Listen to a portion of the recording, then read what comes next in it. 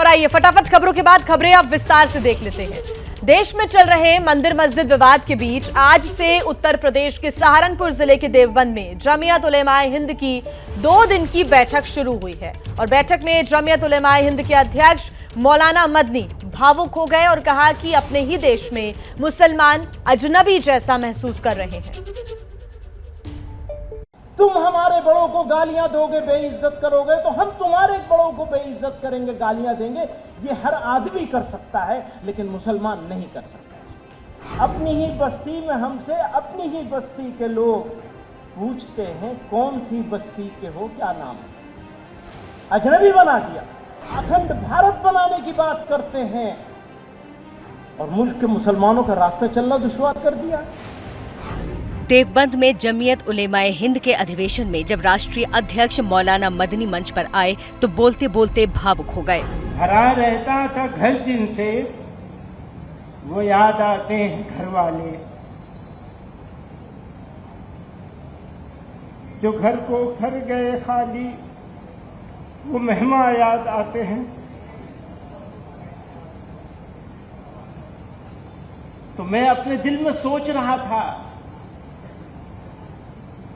बज़ाहिर जिसका कोई सहारा नहीं, उसको जितनी मुश्किल है उससे ज्यादा मुश्किल तो हमें है। ये तो हमारा जिगर जानता है कि हमारी क्या मुश्किल है, किसी और को क्या समझ में आएगा। मौलाना मदनी बहुत दिनों बाद मीडिया में नजर आए। देश में मंदिर मस्जिद विवाद के बीच भी मौलाना मदनी ने 18 मई को एक प्रेस विज्ञप्ति जारी कर मुस्लिम समुदाय से अपील की थी कि वो ज्ञानवापी जैसे मुद्दों को सड़क पर न लाएं और सभी तरह के सार्वजनिक प्रदर्शनों से बचें। आज जब मदनी मंच पर आए तो मंदिर मस्जिद मुद्दे पर भी बोले, देश के हालात पर भी बोले।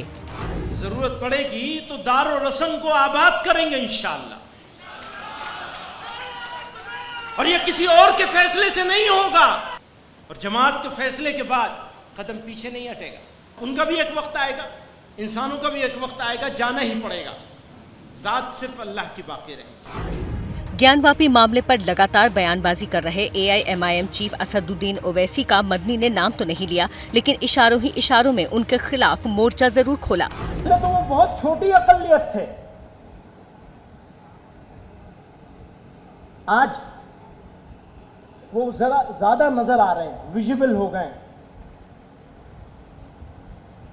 और अगर हमने उन्हीं के लबो लहजे में जवाब देना शुरू किया तो वो अपने मकसद में कामयाब हो जाएगी। नफरत का बाजार सजाने वाले, नफरतों की दुकान खोलने वाले लोग मुल्क दुश्मन और गद्दार हैं।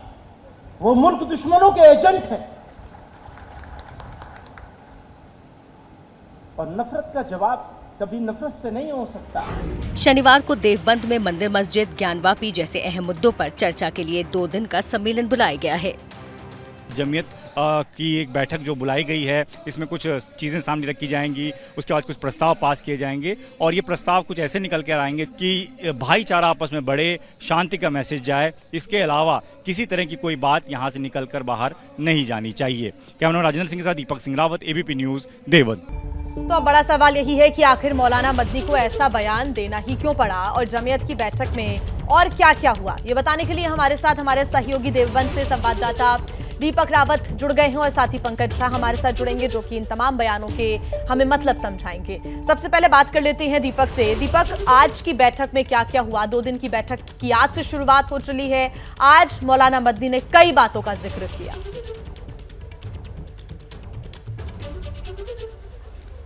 जी, साफ तौर पर 9 बजे बैठक शुरू हुई है, करीबन 12:30 बजे मदनी साहब बोले। मदनी साहब ने बहुत सारी चीज़ें बोली हैं। उनका हालांकि वो सीधा नाम किसी का नहीं ले रहे थे, लेकिन इतना उन्होंने ज़रूर कहा है कि जो सरकारें हैं वो खामोश बैठी हैं। सरकारों को इस वक्त काम करना चाहिए कि देश में हालात कैसे हो गए हैं। वो ये कह रहे हैं कि इस वक्त मुसलमान का सड़क पर चलना मुश्किल हो गया है, अपने ही क्षेत्र में रहना मुश्किल हो गया है, अपने मोहल्ले में रहना मुश्किल हो गया है और जिस तरीके की चीज़ें हो रही हैं उससे चीज़ें और बिगड़ सकती है। लेकिन यहाँ पर वो ये संदेश देने की लगातार कोशिश करते रहे कि मुसलमान को इस तरीके से काम नहीं करना है, इसको संगठित होकर चलना है। अगर आगे से चीज़ें खराब हो रही हैं तो आपको उसको सुधारने की ज़रूरत है।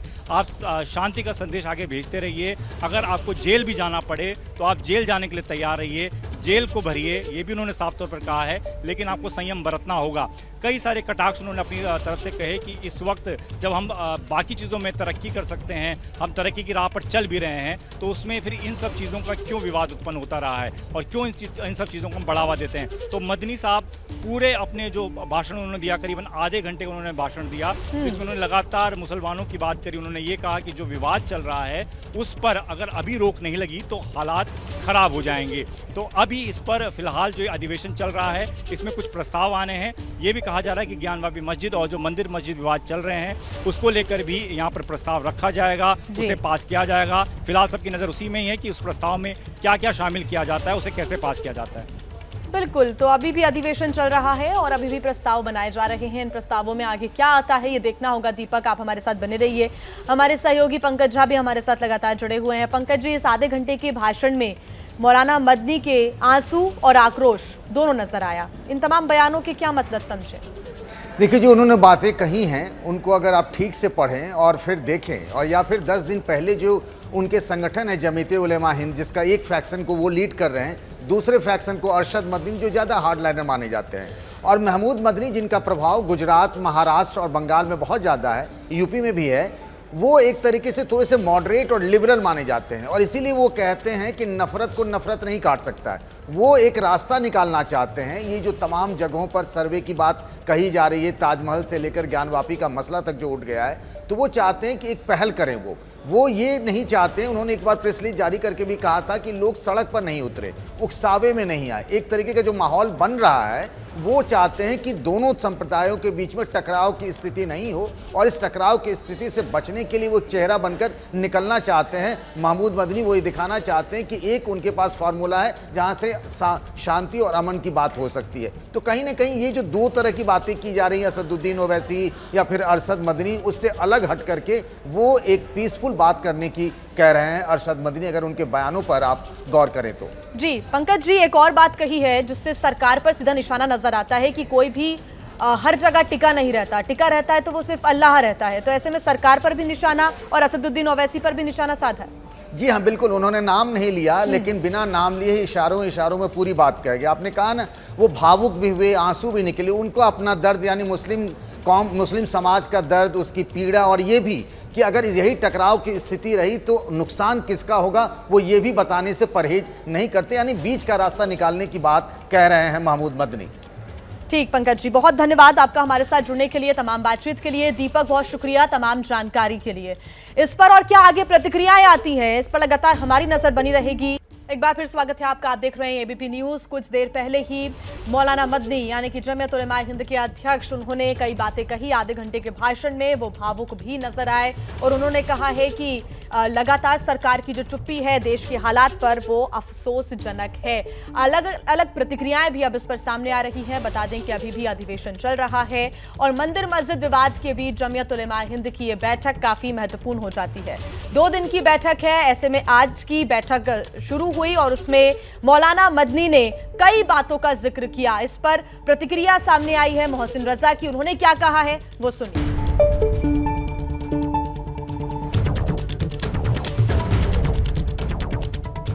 उलमाए हिंद के अध्यक्ष मौलाना महमूद मदनी पाकिस्तान के प्रधानमंत्री इमरान खान का रोना जो यूएन में रोया था उन्होंने, उसको आगे बढ़ाने का काम उनके इशारे पर हिंदुस्तान में कर रहे हैं। इस बैठक में यह साफ निकल कर आ गया, इसके प्रमाण मौजूद हैं। तो इसलिए आप पाकिस्तान के हथियार से हिंदुस्तान पर वार करेंगे और घड़ियाली आंसू भी बहाएंगे। इन आंसुओं पर कोई आपके नरम होने वाला नहीं है और ना कोई मरहम लगाने वाला है। तो घड़ियाली आंसू कहते हुए नजर आए मोहसिन रजा और उन्होंने कहा है कि पाकिस्तान की भाषा बोल रहे हैं मदनी। इस पर लगातार हमारी नजर रहेगी और क्या प्रतिक्रिया इस पर आती है आपको हम बताते रहेंगे। बता दें कि कुछ देर पहले जब अधिवेशन की शुरुआत हुई तब मौलाना मदनी ने कई बातों का जिक्र किया। उन्होंने कहा है कि इस देश में अब मुस्लिमों का चलना भी मुश्किल हो गया है और साथ ही वो काफी भावुक भी हो गए। ऐसे में प्रतिक्रिया मोहसिन रजा की भी सामने आई। उन्होंने कहा है कि वो घड़ियाली आंसू बहा रहे हैं। एक और बड़ी खबर आपको बता दें, आम आदमी पार्टी ने राज्यसभा के लिए 2 नामों पर मुहर लगा दी है। पद्मश्री संत सिचेवाल और पद्मश्री विक्रमजीत सिंह साहनी को राज्यसभा भेजेगी आम आदमी पार्टी।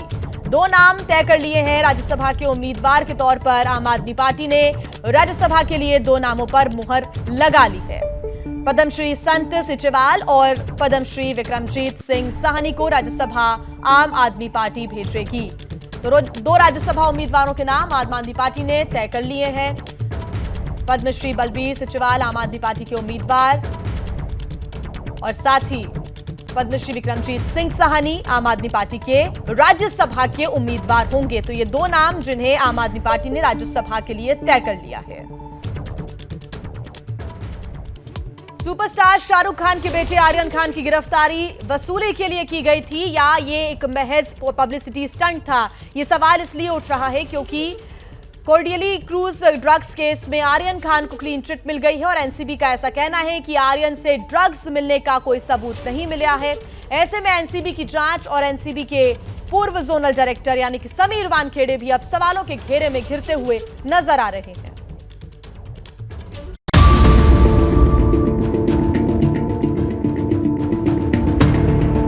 विशेष एनडीपीएस कोर्ट में नारकोटिक्स कंट्रोल ब्यूरो की एसआईटी ने 6000 पन्नों की जो चार्जशीट दायर की है, उसमें बताया गया है कि एनसीबी को कोई ऐसे सबूत नहीं मिले जिसके आधार पर आर्यन खान का नाम चार्जशीट में डाला जा सके। एनसीबी के मुताबिक इस बात के भी कोई सबूत नहीं मिले हैं जिससे ये साबित हो सके कि आर्यन के अंतर्राष्ट्रीय ड्रग्स सिंडिकेट से संबंध थे और इस मामले में उन्होंने कोई साजिश की हो। कोर्डिलिया क्रूज ड्रग्स मामले की चार्जशीट में इस बात का भी खुलासा हुआ है कि केस में एक और आरोपी अरबाज मर्चेंट को आर्यन खान ने कहा था कि ड्रग्स मत लेकर आना। एनसीबी बहुत एक्टिव हो गई है और अगर वो ऐसा करेगा तो मुश्किल में फंस सकता है। जिस प्रकार ये अरेस्ट का माहौल बनाया गया, जिस प्रकार इनसफिशिएंट एविडेंस पर अरेस्ट किया, बहुत ऑब्जेक्शनल बात तो है, लेकिन उसके बाद भी जो एसआईटी थी, एसआईटी का रोल, एसआईटी ने क्या किया? एसआईटी ने क्या किया? इन्वेस्टिगेशन किया, फर्दर इन्वेस्टिगेशन। एसआईटी ने क्या किया? जो भी सबूत उनको मिले उस पर उन्होंने इंटरप्रेट किया, कमेंट किया और तीसरी बात क्या की एसआईटी ने कि उस पर फैसला सुना दिया कि उसके खिलाफ कोई उसको क्लीन चिट है। मुझे सवाल यह है कि आपको ये अधिकार किसने दिया है? देखिए, ये तो पूरा मामला कोर्ट में जाना चाहिए था। कोर्ट में उन्होंने जो भी एसआईटी को सबूत मिले कोर्ट में पेश करना, कोर्ट में वो डिस्चार्ज हो सकता है। क्रूज ड्रग्स मामले में आर्यन खान ने एनसीबी अधिकारियों को जो स्वेच्छा से बयान दिया था वो भी चार्जशीट में शामिल है। आर्यन ने बयान में कबूल किया था कि वो साल 2018 से गांजा का सेवन कर रहा है। आर्यन ने यह भी बताया था कि जो हशीश अरबाज मर्चेंट से एनसीबी ने बरामद किया वो क्रूज पर सेवन के लिए लाया गया था। ड्रग्स, व्हाट्सएप चैट, अपनी इकबालिया बयान और अरबाज मर्चेंट के पास से मिले ड्रग्स के आधार पर एनसीबी ने आर्यन खान को एनडीपीएस की अलग अलग धाराओं के तहत गिरफ्तार दिखाया। महाराष्ट्र सरकार में मंत्री नवाब मलिक ने उस समय एनसीबी की इस पूरी जांच और एनसीबी के पूर्व जोनल डायरेक्टर समीर वानखेड़े पर सवाल खड़े किए थे। वानखेड़े जब से इस डिपार्टमेंट में आया, उसने अपनी एक प्राइवेट आर्मी खड़ा की। उस प्राइवेट आर्मी में किरण गोसावी, मनीष भानुशाली, फ्रेक्चर पटेल, आदिल उस्मानी, सैम डिसूजा, हीलू पठान, ये सारे लोग आपके प्राइवेट आर्मी के प्लेयर हैं। टीम बनाने के पीछे कारण ये था कि जो स्थानीय लेवल पर जो अनुसंधान हुआ था उसमें इरेगुलरिटीज हुई थी और कुछ कमियां पाई गई थी, जिसके आधार पर एसआईटी का गठन करना पड़ा और वहां के पदाधिकारियों पर भी कुछ कार्रवाई करनी पड़ी थी। लेकिन अभी जो फोकस है वो इस कांड के बारे में है, जिसमें हम लोगों ने, एनसीबी ने 20 में से 14 लोगों पर चार्जशीट दाखिल किया है और 6 लोगों पर चार्जशीट दाखिल नहीं किया गया। कोर्डिलिया क्रूज ड्रग्स का ये पूरा मामला उस वक्त सुर्खियों में आया था जब एनडीपीएस की अलग अलग धाराओं के तहत 3 अक्टूबर 2021 को एनसीबी ने आर्यन खान को गिरफ्तार किया। एनसीबी ने इस मामले में आर्यन खान समेत 8 लोगों को गिरफ्तार किया था। क्रूज पर छापेमारी के बाद एनसीबी ने दावा किया था कि उन्हें आरोपियों के पास से 13 ग्राम कोकेन, 5 ग्राम एमडी, 21 ग्राम चरस और 22 एमडीएमए के पिल्स मिले हैं। और जो व्हाट्सएप चैट मिले हैं उससे ये समझ आ रहा है कि कुछ आरोपी ड्रग्स सप्लायर के संपर्क में थे। प्रधानमंत्री नरेंद्र मोदी गुजरात के दौरे पर हैं। गांधीनगर में आज सहकारिता से समृद्धि कार्यक्रम में पीएम मोदी का भाषण है। अभी गृह मंत्री अमित शाह संबोधित कर रहे हैं। सीधे आपको वहीं ले चलते हैं। पॉकेट में डालकर किसान घर पे जा पाएगा, कोई ट्रांसपोर्टेशन की जरूरत नहीं पड़ेगी और बहुत सारा श्रम भी इससे बचने वाला है। और यूरिया जब हम डालते हैं तब 25% यूरिया ही उत्पाद बढ़ाने के काम में आता है, 75% यूरिया हवा में पिघल जाता है। जब नैनो यूरिया का यूटिलाइजेशन करेंगे 99% यूरिया हमारे उत्पाद बढ़ाने के काम में आएगा और 100% उपज बढ़ाने का एक बहुत नया तरीका इफ्को के साइंटिस्टों ने ढूंढा है। मैं आज इस अवसर पर इफ्को को और उनकी इस प्रकल्प के अंदर जो साइंटिस्ट लगे हैं उनको, और इसमें बहुत सारा इनिशिएटिव मोदी जी के मार्गदर्शन में हमारे मंत्री मनसुख भाई ने लिया है, उनको भी बहुत बहुत साधुवाद और धन्यवाद देता हूं। आप सबको मैं इतना ही आश्वस्त करना चाहता हूं, मोदी जी के नेतृत्व में भारत सरकार और भूपेंद्र भाई के नेतृत्व में गुजरात सरकार सहकारिता आंदोलन को मजबूत करने के लिए कोई कसर नहीं छोड़ेगी। इतनी बात कर मेरी वाणी को विराम देता हूं। वंदे मातरम। धन्यवाद माननीय मंत्री महोदय, आपके मार्गदर्शन। तो गुजरात की राजधानी गांधीनगर से कार्यक्रम आप देख रहे हैं। कुछ देर पहले गृह मंत्री अमित शाह संबोधित कर रहे थे। इस कार्यक्रम में प्रधानमंत्री नरेंद्र मोदी भी मौजूद हैं। कुछ देर बाद उनका भी संबोधन शुरू होगा। बड़ी संख्या में यहाँ पर लोग भी मौजूद हैं। सहकार से समृद्धि इस सेमिनार का आयोजन किया गया है। 84,000 सोसाइटी, ये आपको हम लगातार जानकारी दे रहे हैं। 2.13 करोड़ सदस्य। अमित शाह ने क्या क्या कहा वो भी आपको बता रहे हैं लगातार। नैनो यूरिया से खेती की उपज बढ़ेगी, अमित शाह ने कहा। साथ ही उन्होंने कहा कि लगातार सहकारी संस्थाओं को मजबूत करने का काम भी किया जा रहा है। गृह मंत्री अमित शाह, सहकारिता मंत्री, उन्होंने इन बातों का जिक्र किया। उन्होंने कहा कि हमने अलग अलग मंत्रालय भी इससे जुड़े हुए बनाए हैं। कुछ देर बाद प्रधानमंत्री नरेंद्र मोदी भी इस पूरे कार्यक्रम को संबोधित करेंगे। आप बने रहिए हमारे साथ, लगातार अपडेट आपको हम देते रहेंगे। एक बार फिर स्वागत है आपका। हनुमान चालीसा को लेकर विवादों में आई सांसद नवनीत राणा जमानत पर छूटने के बाद आज पहली बार अपने चुनावी क्षेत्र महाराष्ट्र के अमरावती पहुंचेंगी। लेकिन अमरावती पहुंचने से पहले नवनीत राणा और उनके पति रवि राणा नागपुर पहुंचे। वहां की तस्वीरें भी आपको हम दिखा रहे हैं। यहां राणा दंपत्ति ने मंदिर में हनुमान चालीसा का पाठ किया और तब की तस्वीरें भी आप देख रहे हैं जब नागपुर पहुंचे राणा दंपत्ति तो कैसे एयरपोर्ट पर उनका स्वागत किया गया उनके समर्थकों के द्वारा। नागपुर की अगर हम बात करें तो उनके पोस्टर्स मंदिर तक लगाए गए थे, उनका स्वागत हुआ और उसके बाद मंदिर पहुंचकर राणा दंपत्ति ने हनुमान चालीसा का पाठ किया। थोड़ी ही देर में अमरावती पहुंचेंगे राणा दंपत्ति। बता दें जेल से छूटने के बाद पहली बार अपने घर वापसी होती हुई राणा दंपत्ति की। अपने संसदीय क्षेत्र अमरावती कुछ ही देर बाद नवनीत राणा पहुंचेंगी। उनके साथ उनके पति रवि राणा भी मौजूद हैं और कुछ देर पहले की तस्वीरें भी आपको हम दिखा रहे हैं जहां जय श्री राम के नारों के साथ तो उनका स्वागत हुआ एयरपोर्ट पर और दूसरी तरफ मंदिर में उन्होंने हनुमान चालीसा का पाठ किया। और हनुमान चालीसा का पाठ करने के पहले यानी कि जब वो नागपुर एयरपोर्ट पहुंची, मीडिया से मुखातिब हुई तो उन्होंने महाराष्ट्र सरकार पर जमकर हमला बोला। सुनिए। आज मुझे लगता है कि आज हम 35-36 दिन के बाद महाराष्ट्र में वापस आए हैं, विदर्भ में वापस आए हैं और मुझे समझ में नहीं आ रहा है कि संकट मोचन का इतना विरोध क्यों महाराष्ट्र में। हनुमान जी का और राम जी का इतना विरोध महाराष्ट्र में किस कारण कर रहे हैं, ये समझने के लिए जगह नहीं छोड़ी है। क्योंकि दिल्ली में हमने रैली निकाली, हमने आरती की, हनुमान चालीसा पढ़ा, वहाँ पे सिक्योरिटी भी दी गई, सिक्योर भी किया गया और राम भक्त भी साथ में सब आए। सिर्फ महाराष्ट्र में ही क्यों संकट मोचन जी का और राम जी का इतना अपमान क्यों। पर आज ये जो शनि लगा है, आज शनिवार है, मेरे महाराष्ट्र में जो शनि लगा है, आज जाकर संकट मोचन के मंदिर में जाकर हनुमान चालीसा पढ़ूंगी, आरती करेंगे हम लोग सब, राम भक्त हनुमान भक्त सभी करेंगे। और अमरावती में भी रात में बहुत बड़ी आरती और हनुमान चालीसा वहां पर भी पढ़ा जाएगा। और जो महाराष्ट्र में शनि आया हुआ है, वो शनि जल्द से जल्द दूर हो, इतनी प्रार्थना मैं संकट मोचन से जरूर करूंगी। बाबा रामदेव का फोटो ना होते हुए भाजपा के बड़े नेताओं के फोटो है, क्या कहेंगे? मुझे लगता है फोटो देख के सभी ने खुश होना चाहिए, जो राम भक्त है उनके फोटो हैं। तो बता दें आपको कि कुछ ही देर बाद राणा दंपत्ति अमरावती पहुंचेंगे और जैसा नवनीत राणा बता भी रही थी कि अमरावती जब वो आज पहुंचेंगी तो आज वहां पर भी बड़ी आरती होगी, वहां पर भी हनुमान चालीसा का पाठ होगा। लेकिन इसके पहले जब वो नागपुर में मौजूद हैं तो उनका स्वागत नागपुर एयरपोर्ट पर जबरदस्त तरीके से उनके समर्थकों ने किया। और दूसरी तस्वीर मंदिर के अंदर की, जब हनुमान चालीसा का पाठ करते हुए नवनीत राणा और रवि राणा नजर आए।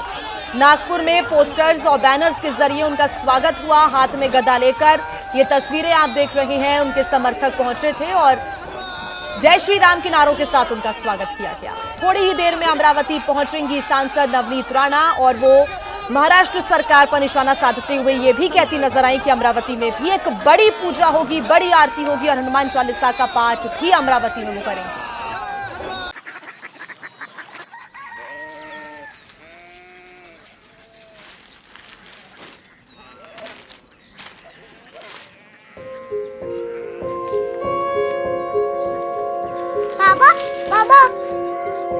कोरिया सिटी जानी ना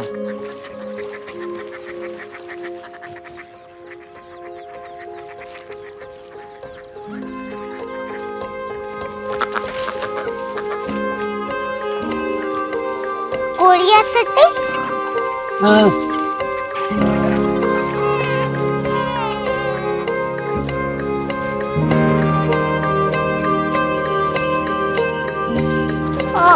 कोरिया सिटी कहाँ पे है? शहर अंग्रेजी लगे हैं।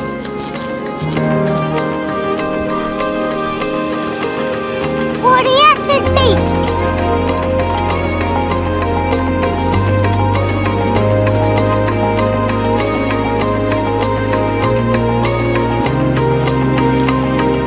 वो बहुत दूर है।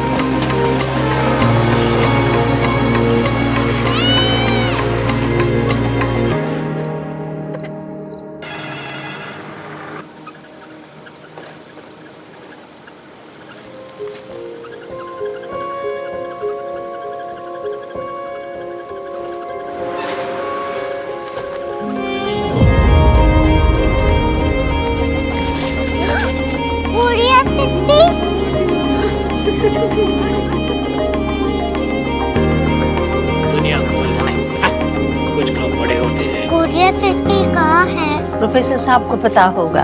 हो, ये छोटा वाला ग्लोब लगता है और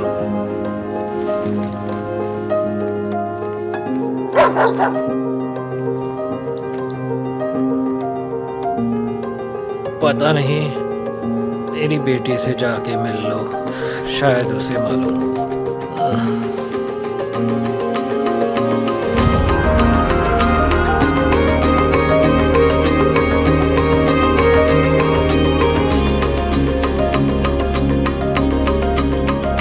हाय, बाबा ने भेजा है। Come here. Korea city. Korea city नहीं, क्यूरियोसिटी। वो क्या? That's what brought you here? जो तुम्हें यहाँ तक ले आया। क्यूरियोसिटी।